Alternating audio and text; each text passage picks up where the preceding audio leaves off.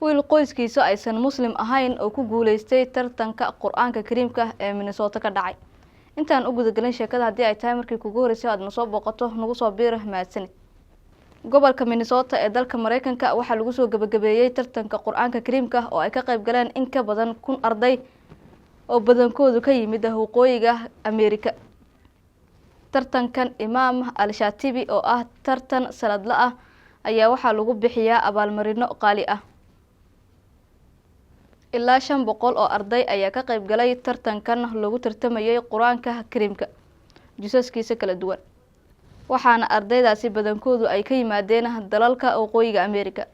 inkastoo ay jireen arday aalada Zoom-ka kaga qayb galaysay tartankan oo kaalimaha ugu sareeya ay galeen arday Soomaaliyeed ayaa haddana waxa ardaydaasi ka mid ahaa arday cadaan ah oo qayb ka ahaa dadkii galay kaalimaha ugu sareeya ee tartankan.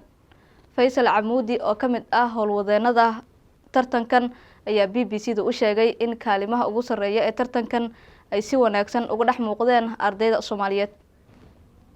arintaas la yaab kale ama hadalhaynta badan dhalisay ayaa ah in wiil cadaan ah oo qoyskiisu aysan muslim ahayn uu ka soo muuqday kaalimaha ugu sareeya ee tartankan.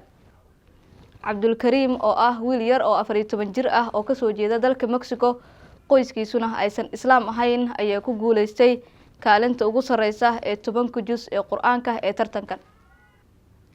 Maxamed Al-Qadiib oo ah adeerka Cabdulkariim ee hooyadii qaba ayaa sheegay in uusan filanayn guusha uu gaaray wiilkiisa. Maxamed Al-Qadiib waxa uu sheegay in Cabdulkariim oo ah wiil yar oo 14 jir ah kuna barbaarin guri islaam, qoyskiisuna aysan islaam ahayn, Ilaahay uu u fududeeyay in uu ku guuleysto tartankii uu galay. arintaasina aysan ahayn mid sahlan.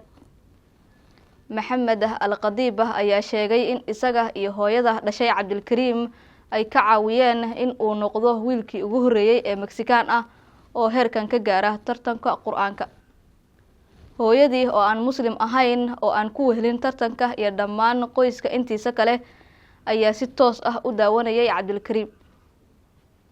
Ilaahay ayaan ka baryayaa in isaga dartiisa uu qoyska intiisa kale u fududeeyo in ay islaam noqdaan ama diinta islaamka ay qaataan, ayuu yiri Maxamed Al-Qadiib oo ah adeerka wiilka yar ee Cabdulkariim ee hooyadii qaba.